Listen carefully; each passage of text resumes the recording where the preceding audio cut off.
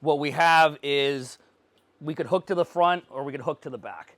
So what we're going to plan on doing with this dog, because of maturity rates and everything else, he can't handle a lot of stress. He's 5 months old. He has never been on a leash till a few days ago. He's free-ranged a property. So he looks really confident on that property with the, if you look at any of the videos, he's confident, tail up, running around, all that kind of stuff. I think a good course of action is it doesn't really matter what collar we're going to use. We want to instill working versus off duty. And those are just the words we use here. Basically, working means you're on leash and your only job is to know how much leash you have, whether it's 2 foot, 3 foot, and maintain loose leash. That's all kind of that verbiage is for. Another way to look at it as the dog is window shopping the world. Physically, the world is going to be off limits. Whether you're stationary, moving, inside, outside, if you're on leash, grip working, now he starts learning. Well, this is like an overcompensation. But see, so he hits the end of the leash, I pump, he comes back. So he learns to stay in that bubble, right? So you could do this all non-moving to really teach it. Now, like we said earlier, we have a very slow maturing breed and I'm going to guess probably bloodline with a dog like him. So a Presa, there are slow matures. He's going to be 5 months or he's going to be... He's going to be 5 months, okay, in a couple weeks. So he's been off leash this entire time. These dogs are going to have built in basically a little bit of anxiety and a little bit of insecurity. So it's going to take time with these things where if he was a Malinois or something like that, that's going to mature faster. We may not have to put in this extra step for him. So the extra step's going to be we're going to run 2 pieces of equipment to teach the off-duty and working with him and allow him to have the ability to be successful, because he's not going to have think of it like a bottle, how much he can fill up. So he can't handle a lot of stress right now. And this is good with breeds like this. Probably one of the biggest issues, or what I try to have people remember, he looks like a big dog, right? You said he's 60-something pounds at 5 months old already. People forget he's only 5 months old mentally, and then I'll say on top of that, he's probably even less mature at 5 months than other breeds at 5 months. So we have a very young, from a mental point of view, dog that's gonna get in trouble if people expect too much from him because they look at the size. It's like having a 150-pound 8-year-old and you're thinking they're 12 or 15, you know what I mean? So there's a big difference there. So what we're gonna do is eventually, instead of with our working and off duty where we teach that on the same piece of equipment or uphold it, we're going to run 2 pieces of equipment so you get in more walks and more enjoyment with him and more life experience without hurting your performance and allowing him to be successful. So I don't care if it's 100 feet on your walk. You're going to hook to your whatever collar setup we decide. You're going to tell him working, we're going to uphold the working, and then you're going to hook him to the harness. And then you can tell him off duty, and then he has the ability to pull some stuff like that. So that way, when he can't handle it, we're not diluting out the definition and everything else like that, or the equipment. So in some ways, I look at in this case, the harness is probably going to be a lost leader, I call it, meaning it's going to get diluted out because we're going to allow him to do the stuff we don't want him to do on the harness. And then over time, once you get it, it's not about the equipment. See, this is a good example.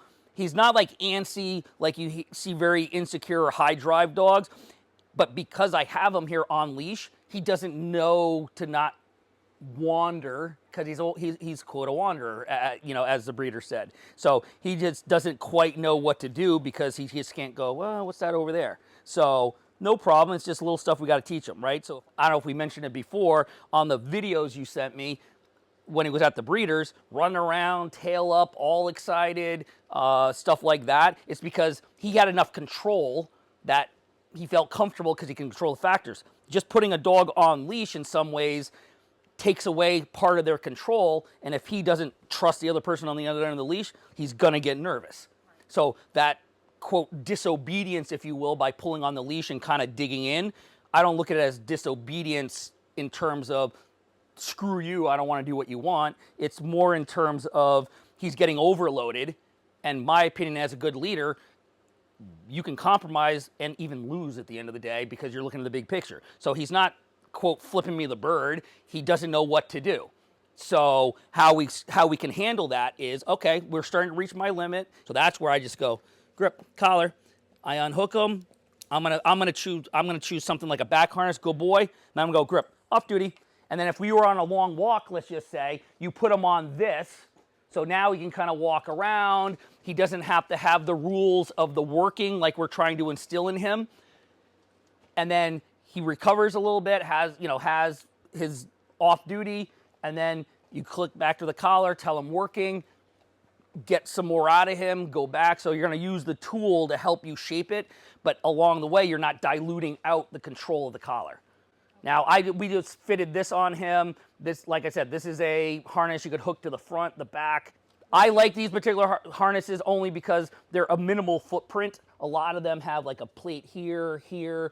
It gets really hot in the summer. These are like, I like these. This is a blending of function and just, a small footprint. And it's really easy to go on. They do come with like a chest strap that I actually modify off of them. I run them like this. And I like these because when I'm doing like with some working dogs, let's just say, or even service dogs, these we can put, patches on, even just, if you had a dog you didn't want people to pet, you could put do not pet, all that kind of stuff. So all around, I like this, right? So that's where this is there for like this. Like we're in the off duty where he's walking around, and I'm going to walk around with him, Now, me personally, even though off duty means he has a lot more freedom to literally stop and smell the roses, do stuff like this, he doesn't have carte blanche in terms of, like I said, he can't turn to a sled dog. So I still, even on this, I still might do my leash pumps on this just so he doesn't go into become that digging sled dog.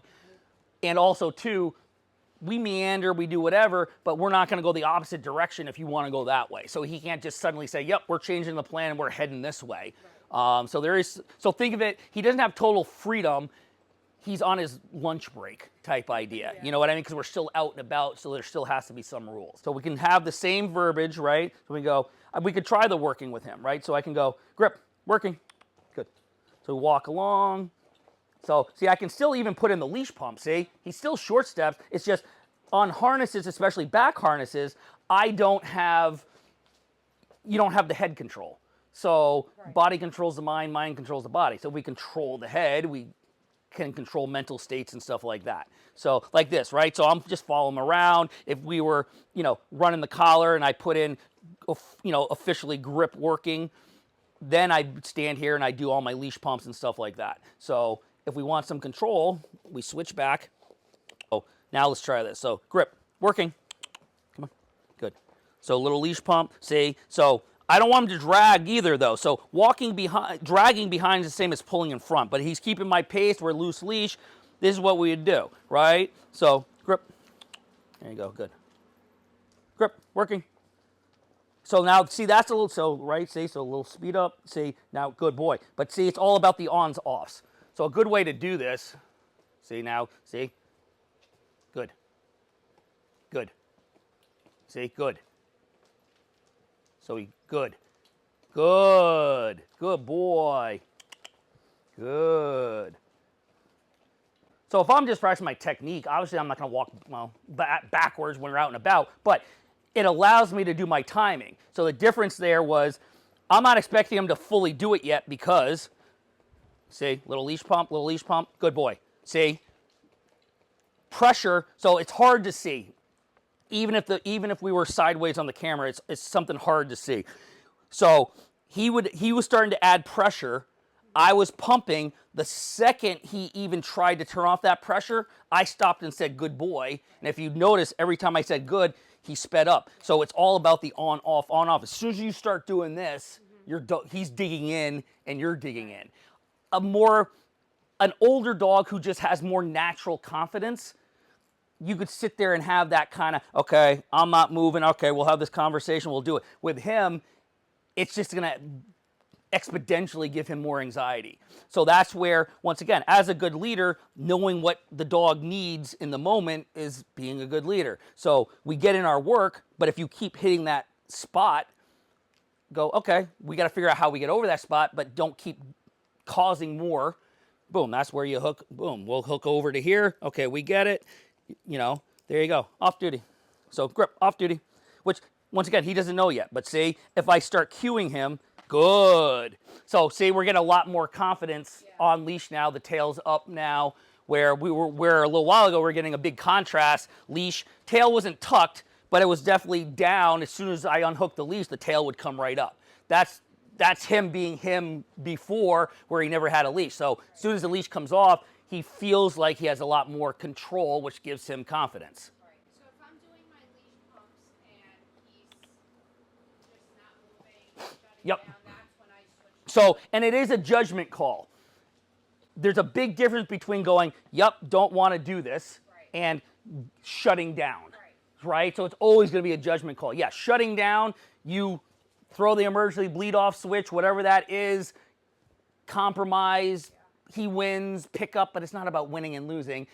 We just don't want to go further. If you think it's constructive stress and you can work through it, you keep working through it. That's where, like with those leash pumps, I was doing those leash pumps, and like I said, on an older dog, I might sit there and only do the leash pump till the dog goes, fine, okay, how do I solve this problem, move that direction? It's going to add too much stress, so I would stress him a little bit, but then I gave the extra help to show him how to solve the problem. Right. But eventually, we back off on the help. Right. So that's it. Yeah. So like this, right? He's pulling. I'm gonna, to some degree, on this harness, I'm gonna let him do that. I'm not gonna like necessarily go with him everywhere, but he's allowed to put pressure on the harness. Where we're gonna whatever, even if we change out collars and stuff like that over time, the communication, the expectations won't change. So that's where, once again, running two tools in the short term works very well on young dogs. But especially a dog like him, who, what we're doing, in effect, he's young, so over time, what I call a bottle. So whatever bottle size the dog has, that's how much pressure they can handle. Once that bottle gets full, it overflows. Some dogs, that's aggression. Other dogs, it's shutting down. When the bottle's full, they can't, basically they're above threshold. When he starts to get stressed, he's already wanting you as a decompress over me, which should be normal, right? But you can also see too, he kind of needs somebody, so he'll utilize whoever's there. Yeah. But that's where you got to be careful. There's a fine line where, like we've talked about, you don't want him to possibly turn into a particular other dog. So if I want the connection of him, and I'm not saying only look at you and never worry about the world, that's not what I mean, but instead of fighting all that, we go, so right, we're going to grip, working, and I'll give him that, like obviously you can't do this on streets, but I'll give him that full leash. Why? Now the leash is completely eliminated. Now I can put in grip. I can put in my little leash pump, see, to help with him. But there's no responsibility, of him. Yeah. Oh yeah. So grip. Okay. See, so I'll tell him I'm changing directions. He doesn't. I put in my little leash pump. See, but because we're long here, I don't have to worry about this fight. Grip. See, he can turn with me. Good boy. So I can work the leash at a long, if I'm trying to hone this. If I want that position, yeah, then you go with the position and keep working it. Okay. It all depends on what you want. Okay. There you go. Good. And that's where, once again, where normally in the working mode, I may not want the dog to zigzag and stuff like that. We don't care right now. It depends what part of the sequence you're prioritizing. If we want to get him better connected with you and understand the nuance of the leash, I'll compromise. Yeah, exactly. And he's not heading for the hills, you know what I mean? Until he gets comfortable, then get a little stricter. Yes. By having... Working. There you go. Yep. But see, if that doesn't work, there you go. Okay, give him more leash. As long as he's maintaining that following you, we're good right now. But at some point, yes, he will have to learn to walk in a small bubble because you can't give him that freedom on a busy sidewalk, But right now, it's not what we're doing. We're trying to get him, see, comfortable going with you on a leash. There you go. Now what I want you to do, pick your side, go to your shorter leash like you want to do, see if you can get one pass. Get one pass there, good boy, stop for a second, unhook them, hook them to the harness, and then continue your walk. Grip working. Good boy. Now eventually you'll get all that mental swings. There you go, see, good boy. Grip working. There you go. So see how you, yep, there you go. So get that pump, pump. Working. There you go, pump, pump. Working. There you go, and make sure it turns off. There you go. But don't steer. So now just make the corner. Turn and go and tell him see, he's so used to, so see, he's not basing it on the side of you, he's basing it on the room. That's why he keeps trying to cut over here. He's fine walking on your left side up this way, but he wants to go to the right side here. Okay. If you noticed, every time you walk this way, he wants to go to this side. Wait, why is it because of the It's because he's looking at the room, and he's basing where he is based on the room, not in context to you. Okay. And that's something you got, and see, a lot of people aren't aware of that. A lot of dogs will base their decisions, the rules, based on the environment, not based on you and the culture you create. So in some ways, we build all this, and then we remove environmental context. The rules aren't based on the environment. The rules are based on you showed up, you're part of my team, those are the consistent rules. And for a dog like him, that's how you get a stable, consistent dog across environments. Because the rules and the predictability are because he's with you, not, well, the rules are when we're at this place or this, and the rules are over here like this. It's, I show up, got it. And that's why, which we didn't have because we weren't, filming, is we were having the door problem. Right. As soon as I took the leash, right, and said, Grip, let's go, he's like, okay, let's go. Why? Because I showed up, predictable, trusted me to some degree. Okay, got it. And it wasn't about the environment anymore. It was about he was with me. Okay. And that's what we got to build for you, Right. is that idea of, okay, even if he's like, I don't know what to do, what's going on, I'm going to tell you, okay, got it. So even you giving obedience at some point as he gets older, that can give him predictability even in unpredictable situations because you show up. So, yeah, see, he's falling asleep. He was falling asleep. Yeah, he's tired. I break this down in other areas, but the difference between being social and being affectionate. We have a guard dog on paper, so I'm shooting for social, not necessarily affectionate. So social is a dog that can be in public, and I'm making up the number, let's say we talked about earlier, a 3-foot bubble. We create a 3-foot bubble of trust. He doesn't have to protect that bubble. You'll protect that bubble. If he stays inside that bubble, life is good. He doesn't need to go outside that bubble, and no one's coming into that bubble. If you create that through your say hi protocols, you can get a social dog who isn't throwing haymakers at everybody moving, but he may not want to get pet by strangers unless there's a particular protocol. So that's where I'm different. We have a dog who by design is not supposed to necessarily want to get touched by strangers. We can, if you want that, we can go down that road, but we can't make him. We can only give him the skills and opportunity to go down that road. I just think people do it wrong because they do human. It causes too many potential side effects. So now also too, fine, even though it's not a lot, keep it, yeah, exactly. Make sure you're loose leash. And then even though we're in here and he's kind of out, make sure you have that finger lock in there somewhere. There you go. So I don't think we'll get it today. I mean, we could show up, but he's going to get up and come over and lick me. It's not going to be like, oh, go say hi to everybody. You know what I mean? Yeah. We've hit his limit. He needs time to, sleep, decompress, have some fun, and do it again. So goal here was to do the leash handling so he was a little more comfortable with it, which then would lead into what we call our say hi protocols, especially with puppies, especially with guardian breeds, dogs that, once again, aren't natural born huggers. We got to define that out, but we'll put it in another video because we do want to get this dog out and about and social, but we don't want it to backfire either. So even if they were looking into, which we've talked about, but we won't know, and this is what people don't think about, even if we're going to decide along the way if he's going to become a protection dog, with this type of dog, that's not even going to be on the table for another 3, maybe even 4 years with this type of dog. So it's an ongoing process to even get there with this type of dog. He's not a Malinois that's going to mature at 16 months. So there's a different set of kind of genetics you got to work with there. So it's very important to get this dog out if we're shooting for if he's capable of being some sort of protection dog. A protection dog, it does you no good if they're always locked away and not with you.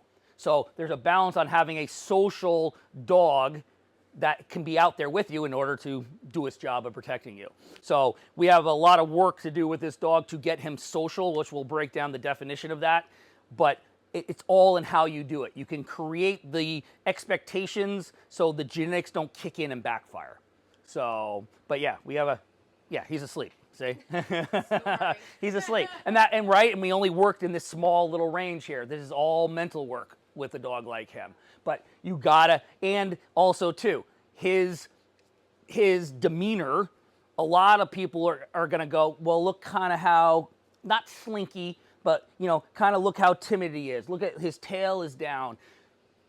That's natural for this type of dog who's young and insecure. It's not that he's this genetically faulted dog. It's who these guys are going to be. All those videos of those confident dogs busting down walls to get to people, I guarantee you, except for the unicorns, they all started off like this. But yeah, he's down for the count. And it was all through, in a 30-foot area of a combination of, pressuring mentally in a constructive manner to get him more comfortable on leash, decompressed, playing with some toys and stuff like that. So